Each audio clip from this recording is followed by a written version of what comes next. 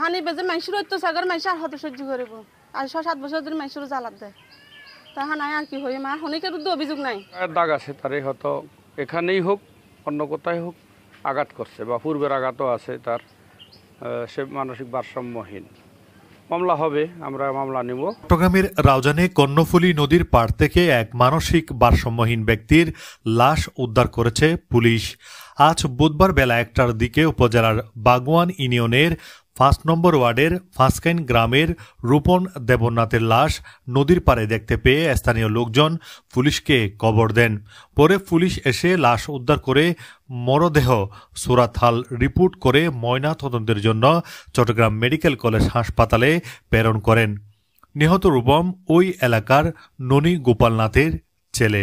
সকালে 9টা 9:30টার দিকে একজন এরিয়ার স্থানীয় মানুষ ফোন করে এনারও হতে মানে মানসিক ভারসাম্যহীন রূপনে আর ব্যাকুনো চিনি এলাকার ব্যাকুনো চিনি ফল হিসেবে তো এই ইটার ওখানে মারিয়ারা নদীর পাড় মাঝি মাটি চাপাতি রেখে তো এখন সরজমিনে আইয়া চাইলাম ঠিক আছে কেউ ওই ইটারে মারিয়ারা গাছের পাতা দিই আর মুকুদ মাঝি বালি দিয়ে এই ফেলে রেখি অফিসারের ফোন করছি অফিসারের মোবাইল বন্ধ আছিল তারপর তদন্ত অফিসারের ফোন করছি তারা হতে নেওয়া পারে বিদ্যুৎ মেয়ে যোগাযোগ করুন তুই তারা যোগাযোগ করছি তারা হতে ঠিক আছে আর আইস তো আইয়ারে তারা আইনোর পরে আত্মপ্রচার করছি কী দেখুন না আমাদের এইভাবে দেখি এইভাবে দেখানোর পরে আইন শৃঙ্খলা বাহিনীর ইনফরমেশন দিই যে লাশ পাওয়া গিয়ে তাই এলাকাত মেজি ফল হিসেবে ব্যাকরণ স্বীকৃত মাঝে মধ্যে ওই ছুরি চামারি করতো গড়িয়ে কিছুটা করতেন কিন্তু মনে করেন আতম করি অনেকে ফোর নিয়ে ফেলে দিই খালো নিয়ে ফেলে দিই এই হলে এলাকাত মেজি মাঝে মধ্যে মানুষ মাধ্যরও করতো তাই আছে আসলে মানসিক ভারসাম্যহীন ফল হতে যে গরিব তারে ফলের কোনো হিসাব নাই তো এইভাবে মেজি আসলে এখন আর দেখি আসলে এলাকার মানুষ খুব মনোমা হতো ফল হলেও মারিবের কেউ অধিকার ন দেয় আর যে অবস্থা মেয়ে দেখি মনে হতে হত্যাকাণ্ড। স্থানীয় লোকজন ও নিহতের পরিবারের সঙ্গে কথা বলে জানা গিয়েছে নিহত রূপম মানসিকভাবে ভারসাম্যহীন ছিলেন। সেই এলাকায় বিভিন্ন জনের বাড়ি থেকে জিনিসপত্র চুরি করে এদিক সেদিক ফেলে দিতেন। এই কারণে এলাকার মানুষ তার উপর অনেক অতিষ্ঠ ছিল। এদিকে ঘটনাস্থল পরিদর্শন করেন রাউজান রাঙ্গুনিয়া সার্কেলের সহকারী পুলিশ সুপার নুরুল আমিন, রাউজান থানার ওসি মনিরুল ইসলাম ভূঁইয়া। এই ঘটনার বিষয়ে জানতে চাওয়া হলে সহকারী পুলিশ সুপার নুরুল আমিন বলেন, এই যে রূপনাথ মারা গেছে সে মানসিক ভারসাম্যহীন দীর্ঘ বছর যাবৎ সে ওই না বুঝেই বিনা স্বার্থেই বিভিন্ন জায়গার থেকে বিভিন্ন মালে হাত দিত। কোনো জায়গায় সাইকেল ফাইলে যা ফাইতো নিয়ে আসতে এগুলো আবার বাসায় আনতো না, ফালিয়ে দিত নদীতে বা পুকুরে। এরকম অসংখ্য ঘটনা আছে পূর্বের থেকেই। এই জন্য এই সমস্ত কারণে আবার মারামারিও করতো, চাকুটাকুলেও এরকম অনেকের দাবড়াইছে দূরাইছে, মারামারিও করতো। ঘরে তার ভাঙচুর, ঘরের ভিতরে বউ দেখাইলো যে সব তার মালামাল ভাঙচুর হয়েছে।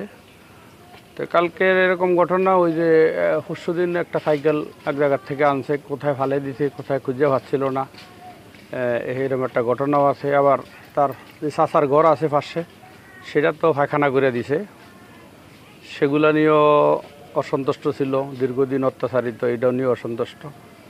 তো প্রেক্ষিতে এখানে নদীর পাড়ে তার লাশ পাওয়া গেছে। এখন সে নিজে আত্মহত্যা করছে অথবা গায়ের দাগ আছে তারে হয়তো এখানেই হোক অন্য কোথায় হোক আঘাত করছে বা পূর্বের আঘাতও আছে তার, সে মানসিক ভারসাম্যহীন।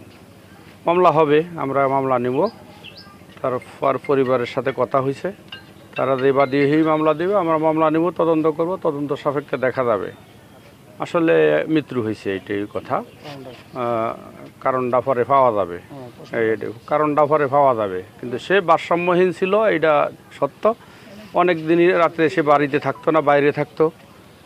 এটা তার বাপের কথা, বউর কথা, পরিবারের সবার কথা, এলাকাবাসীরও কথা, এগুলো ঠিক আছে সব। এখন মৃত্যুটার কারণও আমরা বের করে ফেলবো, এটা ইনশাল্লাহ মামলাও হবে। এই বিষয়ে তার স্ত্রী মুন্নি দেবী বলেন, একসময় আমার স্বামী মুদির দোকানের ব্যবসা করতেন। গেল কিছু বছর ধরে তিনি মানসিক সমস্যায় ভুগছেন।